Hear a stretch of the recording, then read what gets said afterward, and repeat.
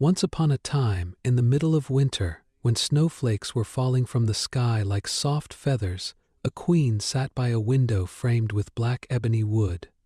She was sewing quietly while watching the snow fall outside.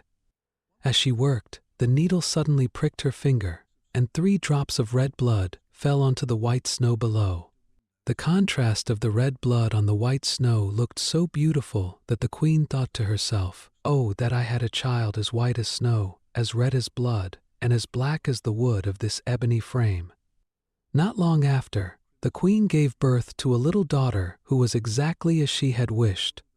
Her skin was white as snow, her lips red as blood, and her hair black as ebony. The child was named Snowdrop. Sadly, when the child was born, the queen died. After a year had passed, the king married another woman. The new queen was very beautiful, but she was also proud and cruel. She could not bear that anyone should be more beautiful than she was. She owned a wonderful magic mirror, and whenever she stood before it, she would ask, "Little glass upon the wall, who is the fairest among us all?" The mirror always replied, "Lady Queen, so grand and tall, you are the fairest of them all." This answer satisfied her, because she knew the mirror always spoke the truth. But as time passed, Snowdrop grew taller and more beautiful.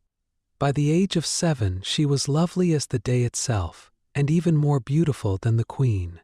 One day, when the queen again asked the mirror who was the fairest of all, the mirror replied, "Lady Queen, you are grand and tall, but Snowdrop is the fairest of them all." When the queen heard this, she was shocked and turned pale with jealousy. From that moment, she hated Snowdrop with all her heart, and envy and pride grew inside her like wild weeds, giving her no peace day or night.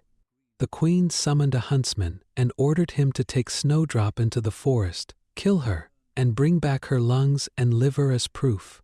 The huntsman obeyed and led the child deep into the woods. When he raised his knife to kill her, Snowdrop began to cry and begged him to spare her life, promising she would run far away and never return. Seeing her innocence, the huntsman took pity on her and let her go. Instead, he killed a wild animal and brought its lungs and liver to the queen. The queen had them cooked and ate them, believing she had eaten Snowdrop's organs. Snowdrop was now alone in the great forest. She ran through sharp stones and thorny bushes, but the wild animals did not harm her. She ran until evening, when she came upon a small house. Inside, everything was tiny but very neat and clean. There was a little table with 7 small plates, 7 spoons, 7 knives, 7 forks, and 7 cups. Along the wall stood 7 small beds with white sheets. Snowdrop, being hungry and tired, ate a little from each plate and drank a drop from each cup. Then she tried the beds and finally fell asleep in the 7th one. When night came, the owners of the house returned. They were 7 dwarfs who worked in the mountains. They noticed someone had been in their home. One said someone had sat on his stool, another said someone had eaten from his plate, and soon they discovered Snowdrop sleeping in the bed. They were amazed by her beauty and let her sleep peacefully. In the morning, Snowdrop woke up frightened, but the dwarfs were kind. She told them her story, and they allowed her to stay if she kept the house clean. Meanwhile, the queen learned from her mirror that Snowdrop was still alive. She disguised herself as an old peddler woman and went to the dwarf's house. She tricked Snowdrop with a tight lace that caused her to collapse. The dwarfs returned and saved her. Later, the queen tried again with a poisoned comb, but Snowdrop was saved once more. Finally, the queen prepared a poisoned apple. Disguised as a peasant woman, she offered it to Snowdrop. Snowdrop took a bite and fell lifeless. This time, the dwarfs could not revive her. They placed her in a glass coffin, as she looked as beautiful as if asleep.